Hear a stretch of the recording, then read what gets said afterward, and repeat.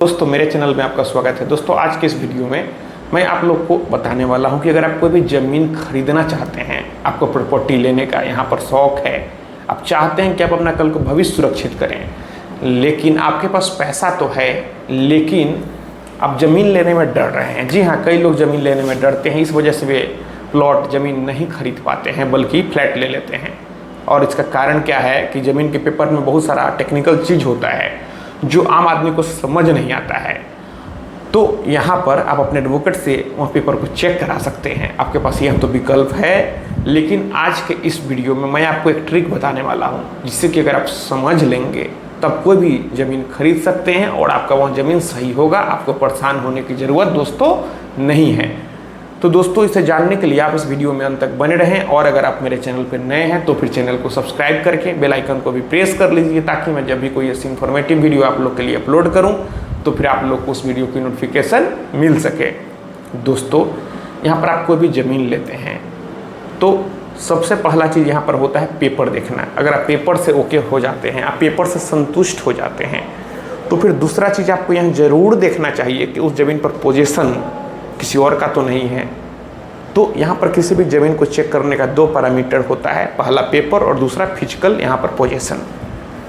तो यहाँ पर पेपर में बहुत सारा टेक्निकल चीज़ होता है जो कि अच्छे अच्छे लोगों को समझ नहीं आता है। यहाँ पर आपको खतियान देखना होता है, जमाबंदी देखना होता है, डीड देखना होता है, मोटेशन अपडेट है या नहीं यह देखना होता है, उस पर कोई केस तो नहीं चल रहा है, कोई चार्ज तो नहीं लगा है, कई सारा टेक्निकल चीज़ होता है। अगर ख़ानदानी ज़मीन है तो आपको वंशावली देखना होता है, बंटवारा का पेपर देखना होता है। एक आम आदमी को समझ नहीं आता है।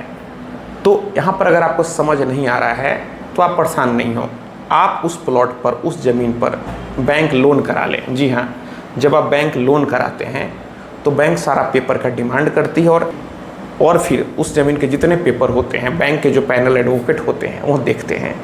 अगर बैंक के जो पैनल एडवोकेट होते हैं वह ओपिनियन बैंक को देते हैं कि ज़मीन ओके है, आप लोन दे सकते हैं, तो ही यहाँ पर उस ज़मीन पर लोन होता है। क्योंकि कल को अगर आप पैसा ले लेते हैं और अगर आप नहीं चुकाते हैं तो उस ज़मीन को सेल करके ही बैंक अपनी भरपाई करती है।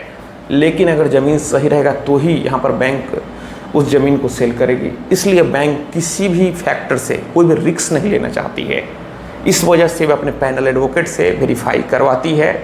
तो बस आपको यहाँ पर जो नॉमिनल सा चार्ज होता है बैंक को देना होता है, यहाँ पर परेशान नहीं होते हैं। सारा पेपर, सारा डॉक्यूमेंट बैंक चेक कर देती है। अगर लोन के लिए हरी झंडी बैंक की तरफ से आपको मिल जाती है तो आप समझ लीजिए कि आपका पेपर पूरा ओके है, ज़मीन लेने में कोई भी दिक्कत नहीं है। लेकिन अगर किसी भी एंगल से कोई भी कमी पेपर में होता है तो लोन नहीं होगा, क्योंकि बैंक यहाँ पर कई सारा यहाँ पर चेन आपस में मिलाता है। यहाँ पर रजिस्ट्री ऑफिस में चेक होता है, कुछ ज़मीन पर कोई चार्ज तो नहीं लगा है, उसका रिपोर्ट मंगाता है, पर हर पैरामीटर से बैंक चेक करता है। हो सकता है आपको ज़्यादा अमाउंट लोन का ज़रूरत नहीं हो, आप इंटरेस्ट पे नहीं करना चाहते हैं तो आप छोटा मोटा अमाउंट ही लोन करा लें, लेकिन आप लोन ज़रूर कराएं और आप कोशिश करें कि आप पब्लिक सेक्टर बैंक से लोन कराएं तो ज़्यादा अच्छा रहेगा।